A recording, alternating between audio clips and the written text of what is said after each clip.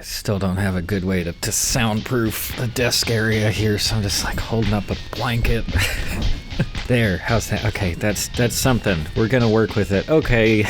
Oh, this is a mess. This is a mess, and I'm gonna be focusing mostly on the mess, I think. Some of this will be a review of the show itself, Santa Inc., available to watch now on HBO Max.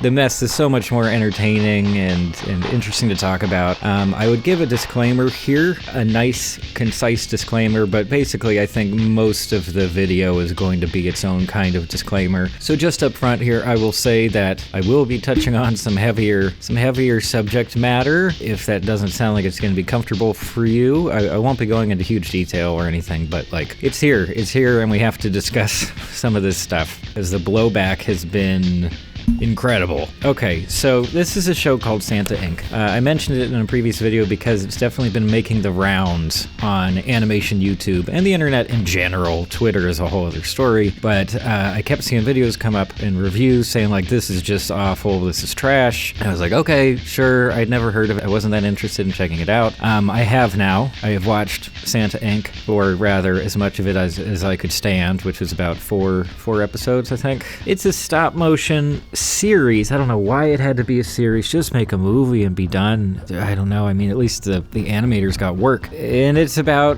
Santa Incorporated, so it's the like Christmas operations. Santa's a real guy. He's in a big line of Santas, and then he's getting ready to announce the next Santa successor. And yeah, obviously a lot of jokes about like massive corporations, workplace ethics, which we'll maybe touch on in a bit. A pretty basic brand of feminism is very much present here because our main character, Candy Smalls, voiced by Sarah Silverman, is a really hard worker. She's really good at her job. She has great ideas for, places to take the company, and she kind of gets named next successor for mostly the wrong reasons, but she's like, whatever, I'm gonna do good, and I have to stand up for myself. I have to stand up for women in general and marginalized people. The show is trying very, very hard to say things about a lot of topics. They're trying to say things about how women are treated in workplaces. They're trying to say things about how workers are treated by their jobs in general. There's some stuff in here about race. There's a lot going on.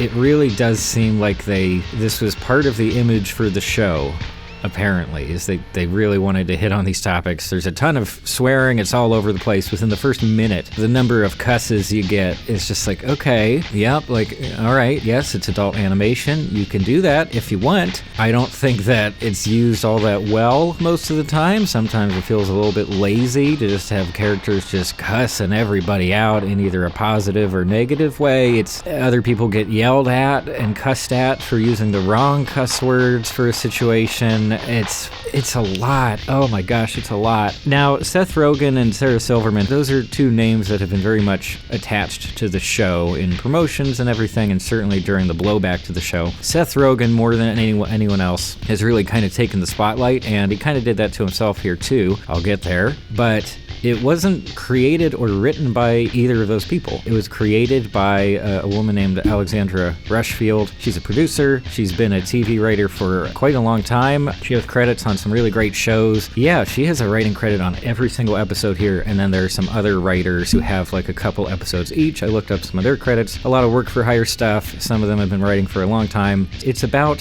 what you would expect for this type of show in terms of the creative team, and I'll say right up front, I have nothing against the animators here. I think they did a pretty decent job with the material. Obviously, stop motion is still pretty niche, even though a lot of people like it, and it still takes a really long time and a lot of effort and skill to do well. I hope they were treated well. I know there was some controversy surrounding how animators were treated on Sausage Party, which was another thing heavily associated with Seth Rogen, and with how much the show talks about treating workers well and the ethics of workplace stuff. I really hope everyone got paid well. It's HBO. I'm sure there was plenty of money behind the show, so fingers crossed there. Yeah, and the show overall, it's mediocre. I don't know. I kept trying to make like concessions for it or excuses or to try to understand the perspective of the people behind the show. And in terms of the woke stuff, the progressive messaging that they're trying really hard to communicate here on a number of different topics, I'm sure that the people really pushing for that thought they were helping. I do think that a lot of the topics we've discussed already are very important important to talk about, but the end result is not something that works for me, and it's not something that feels genuine. It wasn't done well, period. It feels very out of touch in terms of how these issues are sort of presented and discussed. I have no big problems with Seth Rogen in general. I actually really like Sarah Silverman. I like a ton of her stuff. A lot of her stand-up is fantastic. I liked the Sarah Silverman program. I know it didn't run for very long, but I thought it was a lot of fun. I thought it had some clever writing and great performances. I also think that Sarah Silverman is a very talented voice actor. Let's just get to it. Okay, the show it's not great. I don't absolutely hate it, but when your characters don't work, the story doesn't work, and there's no real style to keep everything going, why do I watch this? Why do people want to watch this? Who is it for? What is the goal? Why was it made? Who approved it? What was the pitch? Was it just Rankin and Bass stop motion stuff, but edgy? But it's not even edgy. It just seems like they think it's edgy. Oh, there's so much. There's so much that certainly seem like bad decisions now. I'm sure at the time they seemed like very good decisions. But let's just get to the controversy. There's been a lot of controversy surrounding this show. Too much of it to really explain all in detail. But basically, this show has some of the lowest ratings on the main sort of rating websites that I've seen. Incredibly low. Lower than some straight to DVD garbage from 2004. At first I was kind of surprised by that because my gosh, rarely are people so organized and I don't know, vehement in their hatred for a media property that they actually manage to get a score that low when it's genuine hatred for the thing as opposed to just dogpiling, which is a thing. Review bombing exists. Sometimes hate groups review bomb something. Really low scores. I didn't quite understand why they were so low. There's a possibility they were review bombed as well. Then, a little while back, Seth Rogen tweeted essentially blaming the low scores on white supremacists, and he saw it as a victory, wow, we really made some white supremacists angry, something like that. I'll put up the tweet here. Now, maybe I didn't really come across anything in the show that seems like it would trigger a really negative response from white supremacists. Feel free to disagree. In fact, I think there are some elements of the show that white supremacists might actually like. That is a bold statement. What am I talking about? Other people have already talked about this. I am not a definitive resource for this subject, but so you do have some black human characters in the show, and then you have the reindeer and B-team reindeer, celebrity reindeer. They're treated as celebrity athletes in particular. There's a very strong comparison to that. In fact, Rudolph's son says that he's the star quarterback. As far as I've seen, in all the episodes I've seen, those reindeer are all voiced by black actors. And who the thought that was a good idea? But you see, okay, there's some really uncomfortable stuff that applies to this situation and to this comparison. I am not saying that the show completely intended to bring this association up in our minds, but it's here nonetheless. Like I said, other people have commented on this. Historically, there are instances of black people either being compared to or treated like workhorses or even mules, and in fact, if you've ever seen this term, for one thing, don't use this term.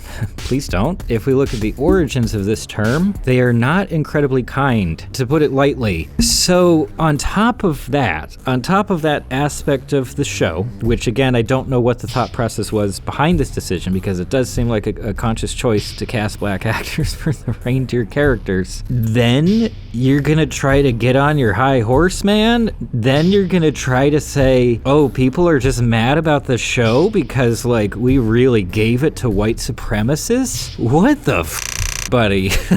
Holy that is a bold move. That is really something.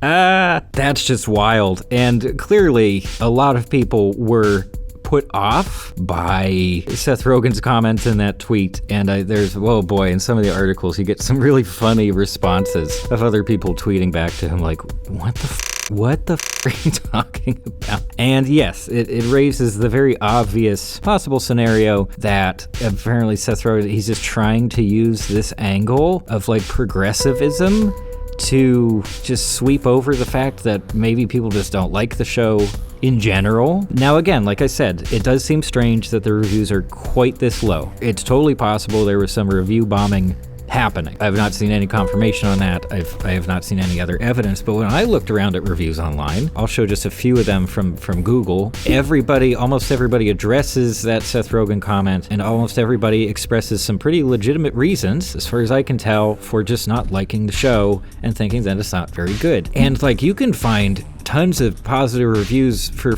Speed Racer on Google. You can find people ready to defend bad stuff. And here, I have seen nobody get up out of their way to try to defend the show in any capacity, or say that it's of high quality, or say that its messaging has been really positive. I see zero support, which again is kind of rare. The show's legacy has almost certainly been decided. Like, there's a very low chance that this show will see any kind of resurgence anytime soon. Maybe 10 years from now, you might get some edgy video essayist trying to say, you know what, Santa Inc. wasn't really that bad. Here's why we should appreciate it more. Sponsored by Audible. Raycon, more likely. But anytime soon, nope, it's not happening. I'm sorry. I don't think anybody's coming along to save the show, and that's fine. Who cares? It's just some misfire from HBO. There's some television veterans involved who have done some great work in the past. Even the voice cast seems like, it's a pretty good roster of people who used to do work that I like. And none of the performances are, stand out bad, anything like that, really. But the writing can be, a lot of the time, even when they're not doing something that just feels kind of offensive in an uninteresting way.